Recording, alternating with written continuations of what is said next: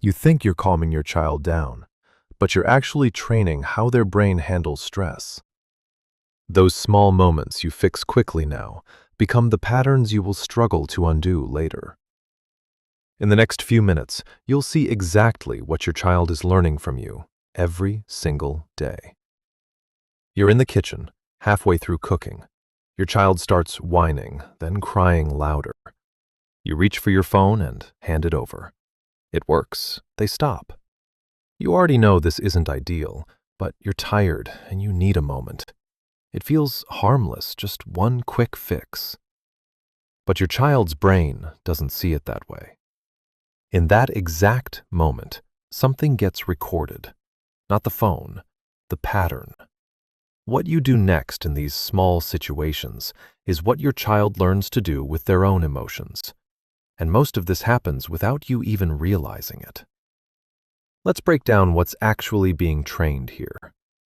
When your child's crying starts to disrupt the meal, your natural instinct is to hand over the phone just to get some silence. You tell yourself you just need a moment to breathe, but in reality, you are unintentionally programming a dangerous mechanism into your child's brain. The child learns that whenever they feel discomfort, they need an external fix to shut it down immediately.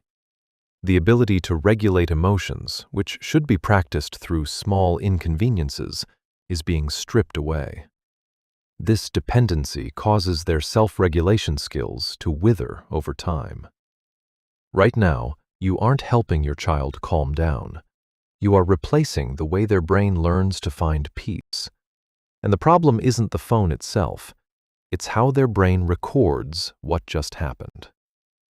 When your child starts screaming in a store because they can't have that toy, the sting of embarrassment often triggers you to raise your voice just to regain control. You tell yourself you're teaching discipline, but in reality, your child's nervous system is simply syncing with your stress. They aren't learning how to be calm from your words. They are borrowing your dysregulation to react. This is why those meltdowns become even more intense and harder to manage over time. Do you realize you're accidentally fueling a cycle of chronic tension? Not your words. Their brain isn't listening to your lecture. It's reading your state of mind. And when this happens often enough, it stops being just a reaction. Every time your child feels bored, you rush to turn on the TV. And every time they cry, you scramble to soothe them as fast as possible. You aren't just handling isolated moments. You are repeating the same shortcut over and over. Their brain begins to wire a specific pattern: discomfort, then distraction, then relief. The cost is heavy. Your child loses the ability to engage themselves, and their tolerance for boredom drops to zero. You think you need to do something the moment they're restless, every single day. You aren't just soothing your child, you are programming their response. And once this becomes a hardwired pattern, it won't just stop at the toddler years. You might think your child hitting others in a fit of anger is just a phase, and you look the other way because they're still so small. You tell yourself they'll outgrow it, but that's not how a developing brain works. When an outburst meets no clear boundary, the brain records it as a valid strategy.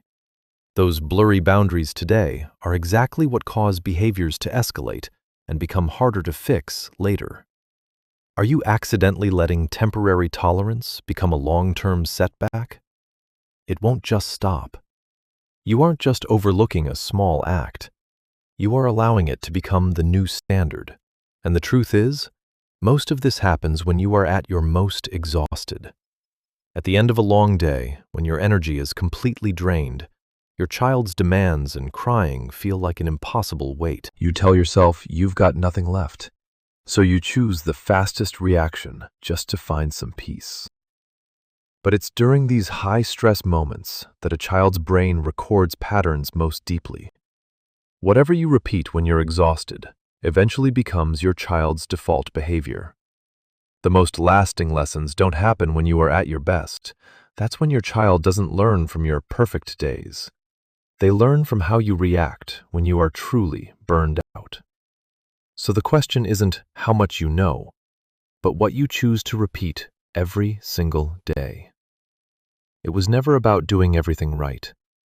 It was about what your child keeps learning from you again and again. Not in the big moments, but in the small ones you barely notice. There are parents who react just to stop the discomfort of the moment, and there are parents who see what that moment is actually shaping. In those few seconds, you're not just raising a child, you're building how they will handle life without you. Which moment felt a little too familiar today? Just share the one you see yourself in below. If this helped you notice something you hadn't seen before, stay with this channel, because most of it isn't what you do once. It's what you repeat without even thinking.